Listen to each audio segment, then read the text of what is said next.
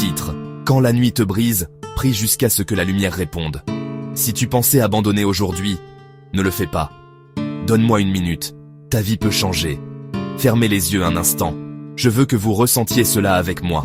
Imaginez que vos mains tremblent, pas de froid, mais d'incertitude. Imaginez un cœur si lourd qu'il vous tire vers le bas. La nuit semble interminable, sans étoiles. Tout ce que vous pensiez solide commence à s'effondrer. Et pourtant, ici même, une lumière discrète attend d'être trouvée. Cette lumière s'appelle la prière. Une bouée de sauvetage offerte maintenant. Perte d'un emploi. Vide d'un avenir planifié. Perdre quelqu'un que vous aimez. Peur liée à un diagnostic. Une fatigue insidieuse. Oublier comment sourire. C'est normal de ressentir cela. La vie, brute et sans filtre, peut être incroyablement difficile. La vérité est que la douleur est un langage universel. Elle ne fait aucune discrimination. L'endroit où vous vivez, de ce que vous faites, de qui vous connaissez. Elle nous touche tous, à un moment de notre parcours. Un jour, le sol est solide. Le lendemain, un gouffre s'ouvre. Vous vous sentez isolé. Tu es faible, tu es un échec. Mais des millions se sont tenus exactement là. Tendre la main n'est pas une faiblesse, c'est du courage. Votre douleur est réelle, valide, et mérite la compassion. Nous sommes connectés dans cette vie belle et parfois déchirante. Soyons très clairs sur ce qu'est la prière et ce qu'elle n'est pas. Ce n'est pas une baguette magique. Elle ne promet pas une vie sans défi. Le véritable pouvoir est plus subtil et plus profond. Elle ne change pas toujours vos circonstances, mais elle vous change presque toujours. Perdu dans une forêt dense, la prière, c'est trouver une boussole. Un pas, puis un autre, vers quelque chose. La prière donne à votre cœur un vrai nord.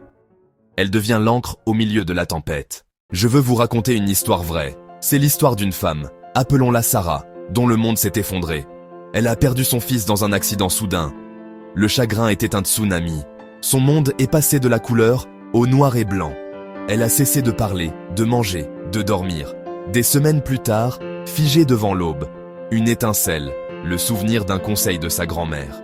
Elle murmure. Mon Dieu, donne-moi juste la force de traverser cette seule journée.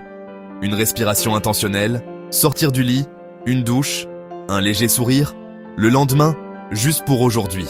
Café, 5 minutes au porche. Une bougie s'allume dans sa nuit. Pas d'un coup, mais rayon par rayon. Vous n'avez pas besoin de mots compliqués. La prière, c'est la sincérité. Gardez-la dans votre poche. Écrivez-la. Mémorisez-la. Trouvez 60 secondes. Fermez les yeux. Main sur le cœur. Cher Dieu, ou esprit de l'univers, je suis fatigué. Et qui? S'il te plaît, aide-moi à trouver la force pour aujourd'hui. Accorde-moi la paix dans mon cœur. Et guide mon prochain pas. Amen. Expire la fatigue et l'inquiétude. Inspire la force. Laisse un calme s'installer. Répétez-la encore. Pas besoin de forcer un sentiment. Laissez simplement les mots être vrais. Une prière est un début puissant, mais aussi un appel à l'action.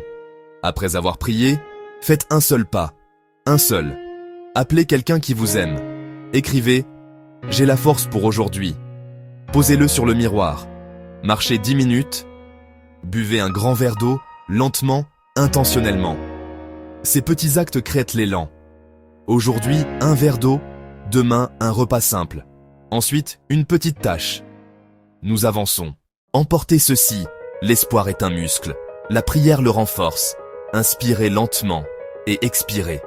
Lâchez la tension. Cher Dieu, je suis fatigué. Aide-moi à trouver la force pour aujourd'hui. Accorde-moi la paix dans mon cœur et guide mon prochain pas. Amen. Un jour, un souffle, une prière à la fois. Vous vivrez. Amen.